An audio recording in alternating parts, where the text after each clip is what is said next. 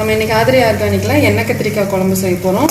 அதுக்கு கத்திரிக்காய் இப்படி 4ஆக கட் பண்ணிவிட்டு எண்ணெயில் நல்லா வதக்கி எடுத்துட்டோம்.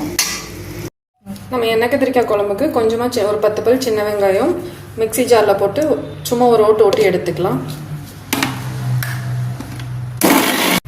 நம்ம எண்ணெய் கத்திரிக்காய் குழம்புக்கு தாளிக்கிறதுக்கு நல்லெண்ணெய், எண்ணெய் காய்ச்சதும் கொஞ்சம் வெந்தயம், கொஞ்சம் கடுகு பொரிஞ்சதும் கொஞ்சம் வரமிளகாய், சின்ன வெங்காயம் முழுசாக ஒரு 10 பல் போட்டுக்கலாம்.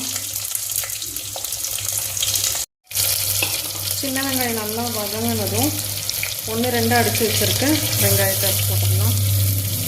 கொஞ்சமாக மஞ்சத்தூள் போட்டுக்கலாம். கொஞ்சம் உப்பு, அரைச்சி வச்சுருக்க ஒரு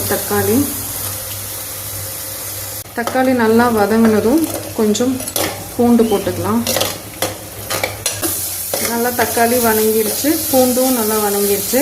இந்த ஸ்டேஜில் வணக்கி வச்சுருக்க கத்திரிக்காய் உள்ள போட்டுடலாம். கத்திரிக்காய் நல்லா வணங்கிருச்சு. இந்த ஸ்டேஜில்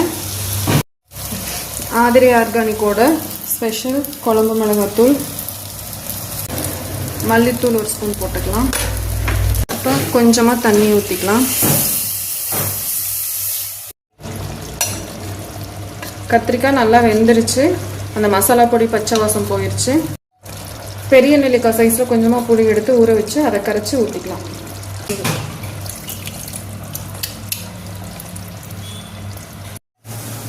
நம்ம எண்ணெய் கத்திரிக்காய் குழம்பு ரெடி ஆயிடுச்சு.